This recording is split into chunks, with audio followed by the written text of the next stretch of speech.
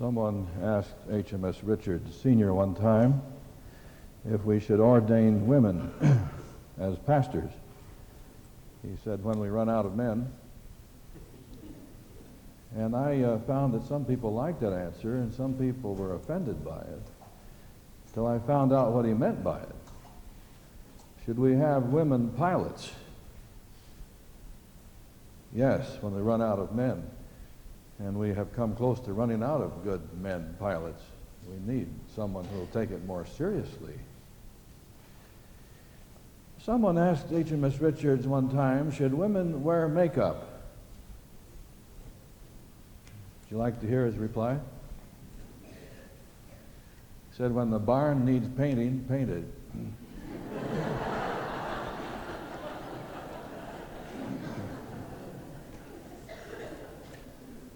I wish our answers were as simple as that this morning. I'm not sure what all he meant by that either. We are trying to address the question of church standards and ethics. What is right and wrong? What do you do with the gray areas that the devil works so effectively with? We noticed last week that the devil never takes a person from white to black in one big jump. He takes them through gray areas, little by little. And how do you know how to decide concerning right and wrong when it comes to where you go, what you eat, your standards of music and entertainment and reading and TV and dress, all of these areas? Sometimes we talk a long time about them.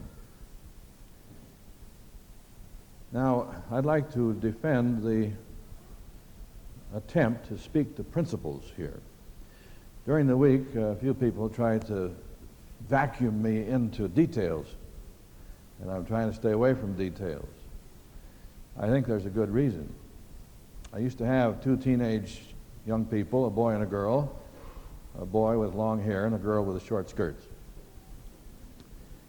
And I had a problem because I would like to influence them on both of those items. But I knew that neither one of them had turned their life over to Jesus yet. And you don't make a religious issue out of church standards. Get down, okay? No, just both. I don't think they ought to. Life over to Jesus yet. You don't do that. You will push off their decision for Christ perhaps by many years because God steps in and spoils their lifestyle. So I decided I'd have to be the goat. And I would like you to do this and this. Why? Because I said so, that's all. A lot of our rules and regulations at our schools don't have to have anything at all to do with God or faith or religion. And we better not make that the premise if we have many young people who haven't turned their lives over to Jesus yet. Once they have, and once they are in relationship with God, then it can make sense. But apart from that, no. We know that in every congregation there are people who are listening but who haven't turned their lives over to Christ yet. So we don't go into details to try and do something that might push them farther away. That's why we speak to principles. Now, last week I think I slipped into, in the second service, an illustration which I repented of afterwards, if any of you were there. I was thinking about the astronauts who trained to go on these flights out there, you know, on the space shuttle or whatever. And if I was one of those, I wouldn't want to see how much I could get by with in the training program. I wouldn't want to see how little attention I could pay to the rules and standards of the trip and the training. I would want to aim at perfection, wouldn't you? I'd want to have it down pat.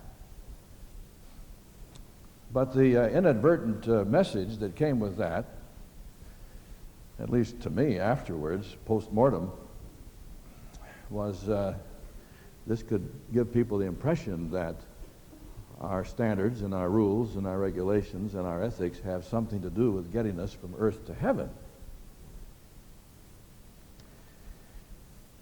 And I wanted to back up and make this clear that when we talk about what's right and wrong and talk about ethics and morality and these areas, we're not talking about what gets us to heaven.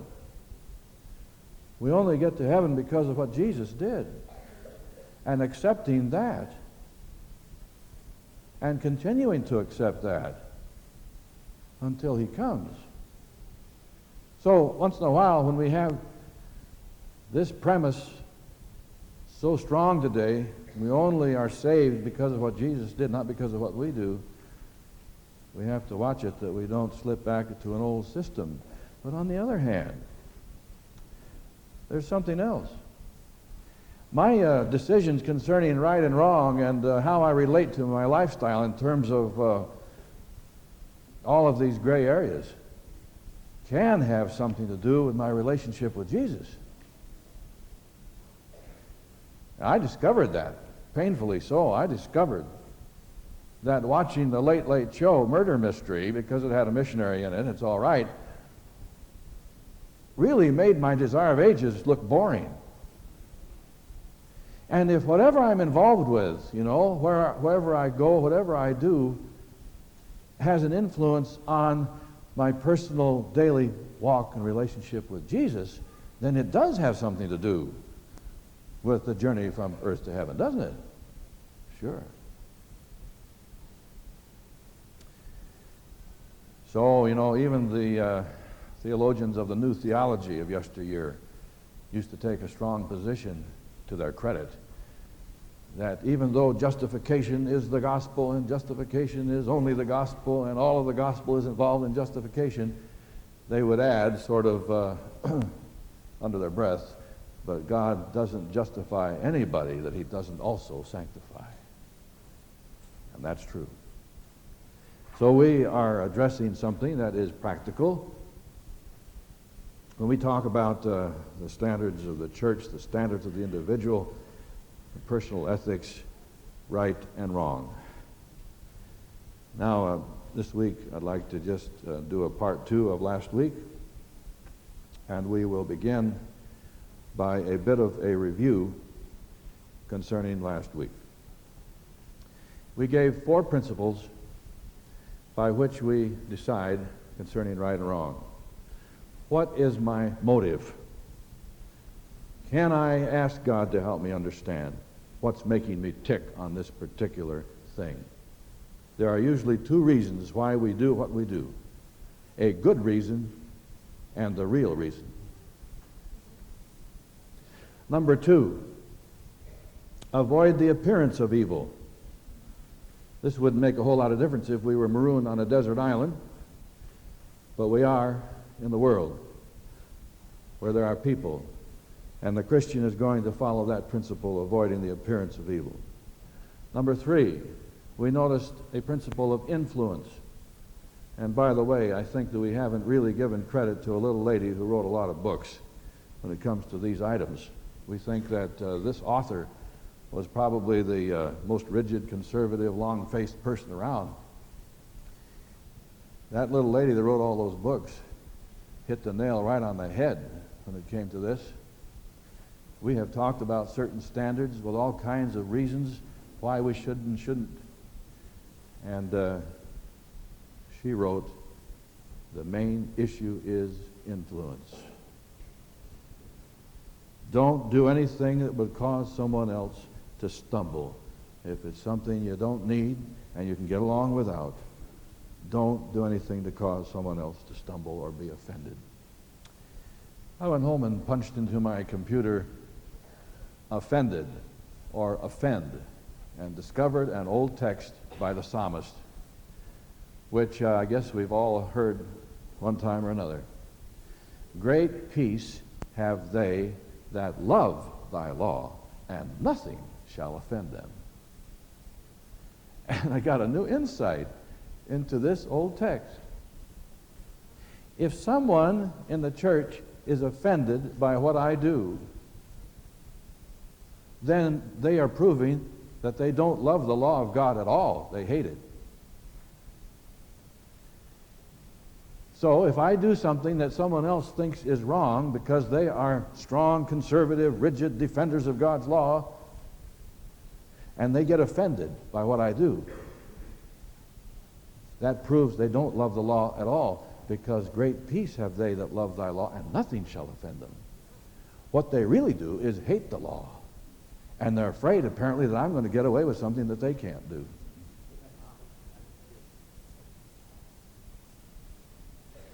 Well, you know, my first reaction to those kind of people is, well, let them stew in their own juice. But Paul says, no, not even those kind. People who hate the law and have been living on the nitpicking, legalistic system all their lives. Paul said, don't offend them, don't offend them. Oh, but they have to own their own problem. No, I own it too, he says. Don't offend them. And that's a Bible principle, because we're trying to help people move out of this into something better. And the fourth principle that we noticed last week is what will it lead to? What will it lead to? What other things are associated with this? And most of us are very familiar with that. We could list a long list of illustrations of the downward path that people follow, and most of us have experienced some of that. Now today, Jesus prayed a prayer for us that is really a nice prayer. It's found in his famous time there with his disciples just before he died, John 17. And this is what he prayed in verse 15. I pray not that thou shouldst take them out of the world, but that thou shouldst keep them from the evil. We don't get up to the kind of standard that God has for his children by becoming hermits or marooned on a desert island or flagpole sitters or beds of spike. We are in the world. I do not pray that they should be taken out of the world, but thou shouldst keep them from the evil. Our primary source for knowing what is right and wrong is closeness to Jesus. And with that in mind, I'd like to turn then to the passage found in John the 10th chapter, where we have the famous shepherd and sheep parable. Jesus is the shepherd. We are the sheep. Jesus is the door to the sheepfold. Listen how it reads. John 10, verse 1. Verily I say unto you, he that entereth not by the door into the sheepfold, but climbeth up some other way, the same is a thief and a robber. But he that entereth in by the door is the shepherd of the sheep. Jesus has other shepherds. To him the porter openeth, and the sheep hear his voice. And he calleth his own sheep by name, and leadeth them out. And when he putteth forth his own sheep, he goeth before them, and the sheep follow him, for they know his voice. And a stranger will they not follow, but will flee from him, for they know not the voice of strangers. The sheep follow him, for they know his voice. Talked to a man who used to live in Switzerland. When he was a boy, he and his neighbor boy friend used to go out and herd their sheep on the mountainside. And they would be in one field with one group of sheep, and the next door neighbor boy would be in the other field. And they would talk back and forth and watch their sheep together. Then a terrible storm came. And he said it was awful. They had to run for shelter. The sheep scattered. They got through the gate. They mixed all up together. They huddled under a place of shelter as the thunder and lightning and the rain came down. And finally it was over. Then they decided they better try and figure out whose sheep belonged to who. And they spent apparently a long time trying, this one's yours, this one's mine, I'll take this one and you take that one. And they went on and on like this until finally in frustration they said, we can't do it, we'll just have to go home. And so one boy headed that way and the other boy headed that way, and all the sheep went that way and went that way, just as they followed the shepherd. They knew his voice. They knew his voice, and they followed. And I thought about this statement of Jesus. My sheep know my voice. Is it possible for me to know his voice? There's a famous page in a book called Desire of Ages that we often quote from around here, page 668, where it says, those who know God as it is their privilege to know him will experience a life of perfect obedience. When we know God as it is our privilege to know him, our life will be a life of continual obedience. So the emphasis is upon knowing God. But the very next paragraph speaks directly to our theme today. Listen. Those who decide to do nothing in any line that will displease God, that's the if, will know after presenting their case before him just what course to pursue. And they will receive not only wisdom, but strength. So here you have a sequence. Here's a person who knows God one-to-one, back to relational theology again. Then they have a problem, trying to decide what's right or wrong. But they've determined that they're not going to displease God. Then the promise. They will know, after presenting their case before him, just which course to pursue. And then the good part, they will receive not only wisdom from above as to what is right or wrong in these ethereal gray areas, but they will also receive power to do it. Isn't that good? Because many people have decided what's right or wrong, and they couldn't follow it because they didn't have the power. And if anyone thinks he's big enough to operate in terms of knowing in the first place and doing in the second place, then he has a mistaken idea of who his God really is. We are not big enough to be God. Now, I'm going to take the position that we have before, that there are only two kinds of people in the world. Those who know God and those who don't know God. And both kinds of people are in every church, including my own. And both kinds of people are out there outside of churches, because there are many people who are disenchanted with organized religion today, have nothing to do with it. But they still are interested in God. And they are making efforts to know God through his word and through prayer. Two kinds of people, those who know God and those who don't. Now I'm going to take the risk of another conclusion. And you can do with it as you wish. If it doesn't help you, drop it. I believe that when it comes to right and wrong, that the people who know God are pretty much the same anywhere, wherever they are in the world.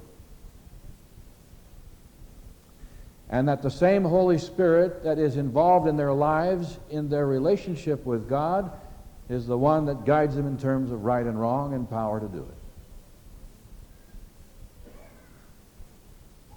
However, surveys have demonstrated that it's only the minority in the Christian church who know God. That the majority are still hooked on righteousness by heredity, or righteousness by church membership, belonging to the club, or righteousness by ethics. And then we discover that among those who don't know God, they are like chameleons. They turn the color of whatever environment they happen to be with. And this is a tragedy. I suppose you've heard of the chameleon that got on a Scotch plaid and went stark raving crazy. It can really drive you up the wall if you are going to decide your ethics and what's right and wrong simply on the basis of the crowd you're with. But that's the basis of the people who don't know God. To them, religion and church is nothing more than a club, and you conform to the norm of that club wherever it is. Now, after you've tried to be a preacher for 38 years and you've had a few case histories to put in your portfolio, it's not hard to catch a few signals that become very obvious. In fact, it's hard to miss them. I remember we moved to Southern California one time from the Northwest, and we were frightened about moving to Southern California. We heard about the Southern California Adventists. And when we got down here, we said, who is a Southern California Adventist? And they said, well, it's an Adventist that lives in Southern California. Oh, hadn't thought about that. Okay, so now I are one. And then they told us the Southern California Adventists are the ones that go to the White Memorial Church and the Glendale City Church. That's where the dangerous ones are. Well, we were going to pastor at the White Memorial Church, so I guess we were really in the middle of it. I don't know how much Southern California has changed in the meantime, but I've discovered that many of these so-called Southern California church members love to shock other people, other parts of the country, and I collected some interesting stories on that. Shock people with their supposed image. But during the time at the White Memorial when we had people on the medical campus, both Loma Linda and the White, it was interesting to see students come from back east, the conservative back east. And they were conservative when they arrived. And to watch them change almost overnight as they conformed to the atmosphere in which they were. It was so obvious you couldn't miss it. And it gave evidence that their standards concerning their own ethics, their lifestyle, right and wrong, were simply influenced by the crowd they were in. Is this inescapable? Is it real? Should we roll with it? Or is there something deeper? I don't want my decisions concerning right and wrong to be influenced by the crowd I'm in.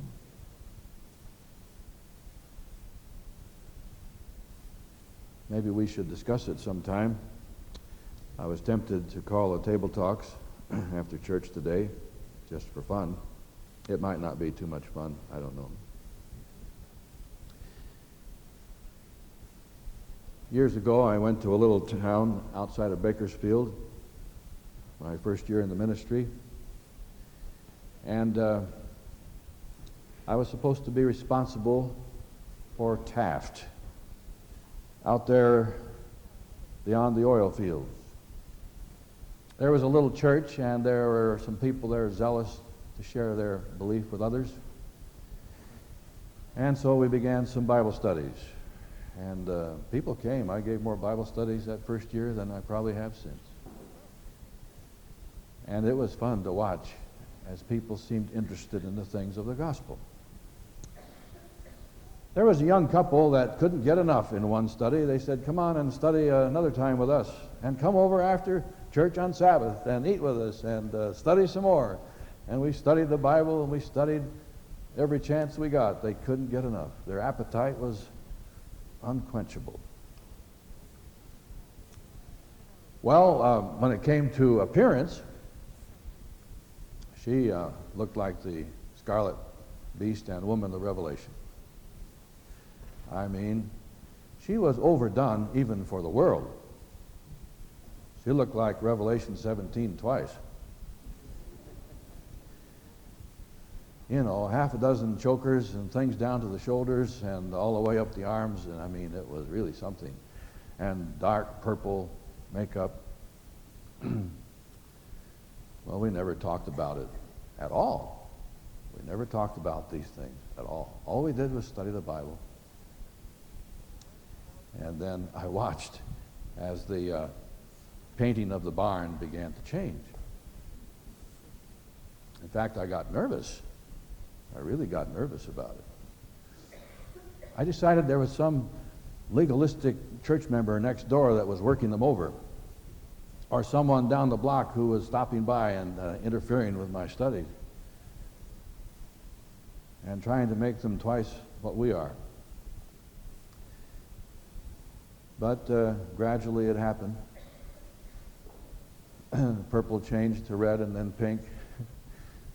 The chokers from 6 to 5 to 4 to 1 and so forth. Things down to the shoulders got shorter and shorter. She must have had a terrific variation of these kind of things in her box somewhere. These things began to drop off, and one day I got so nervous about it, especially when I arrived and they were both chewing on pieces of wood. I thought they were losing their mind. What are you doing? We're trying to quit smoking. Why? Why are you trying to quit smoking? Someone been talking about it? No. Why all of these changes in your lifestyle? We don't know. You sure no one's been working on you? No. What's happening? And there was simply a principle at work. As Jesus came in, there was a spontaneous change. I can't tell you how many times I've seen that happen as people got into the Bible and the gospel and began to think of the things of heaven. As Jesus comes in, we find the only real answer to right and wrong. And it may be different for each person at a different stage in their life. And we better allow for that. And not try to look into each other's closets and refrigerators. But it still happens, and it's real. Because those who know God are being led on a life of continual obedience, and they know, as they spend time with Him, just which course to pursue. And they receive wisdom and power as well. What's the conclusion to this whole thing? That genuine sheep know the shepherd's voice. He has a way of communicating His will to them at this time under these circumstances. I can't explain it. You can't explain it, but you can experience it. And the closer we come to Jesus, the more certainty we have for ourselves concerning right and wrong for us and where we are at that time. And then there is a text that tells us from the Apostle Paul, Hebrews 12, 1 and 2.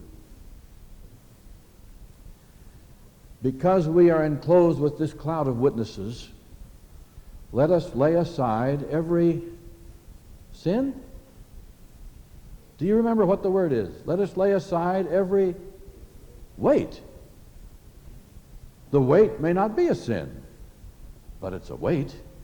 Let us lay aside every weight and the sin that doth so easily beset us, and let us run with patience the race that is set before us, looking unto Jesus. Now, when we look unto Jesus, the sins and the weights get affected. One of these days we're going to see Jesus face to face.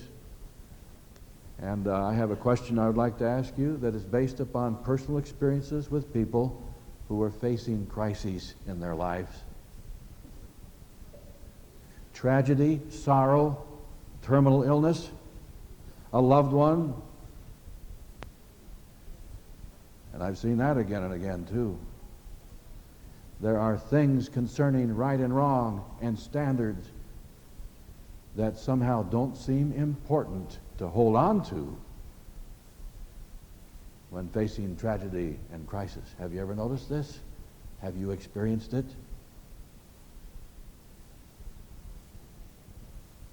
I'll spare you the case histories, but I would like to ask you, if you knew that Jesus was going to be back in 6 months, and you knew it for certain, would that have any effect on where you go, what you do, your lifestyle concerning the gray areas? Would it? Honestly, would it? I think so.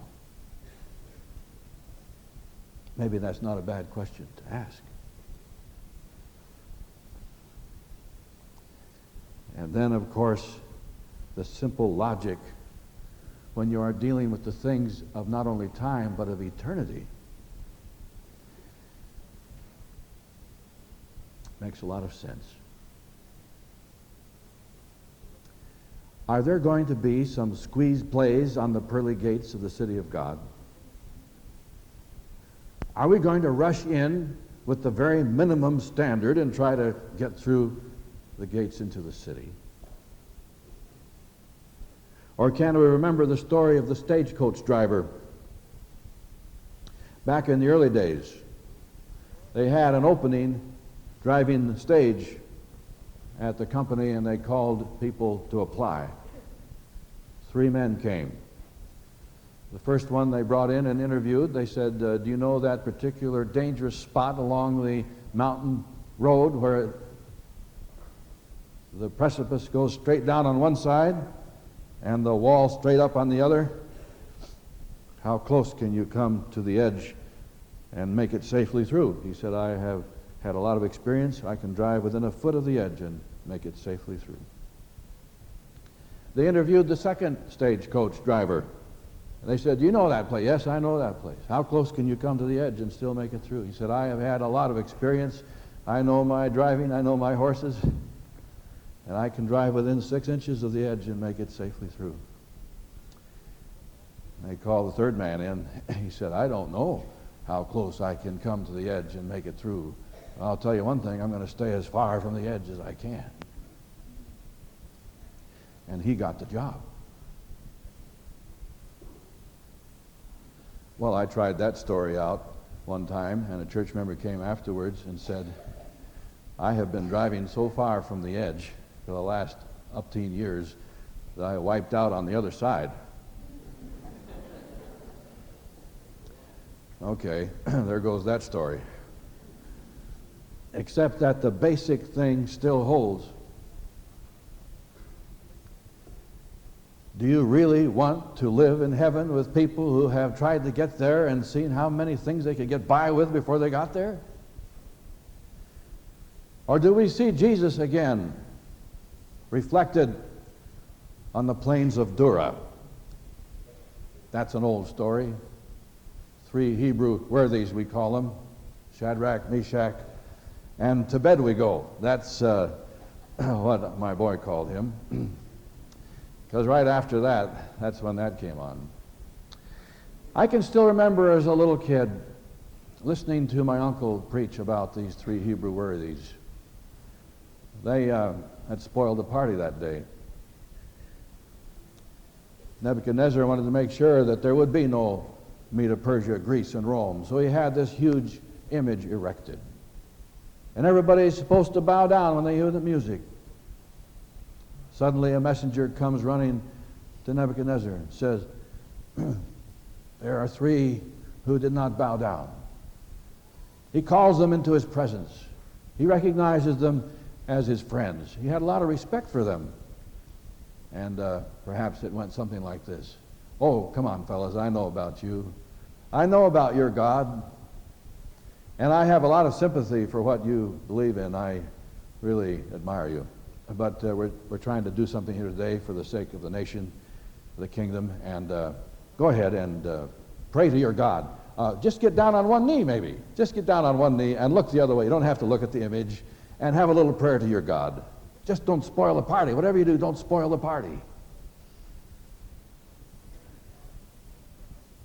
And you remember what they said. We're not careful to answer you in this matter. We will not bow down. They were not middle-of-the-road moderates. They were people who were dedicated to the God that they served, and nothing would swerve them from that. And as the Spirit of God speaks to us in this place, I'd like to invite you to decide in your own minds that you're not going to aim at the least or the most you can get by with, but aim at the highest standard. Listen.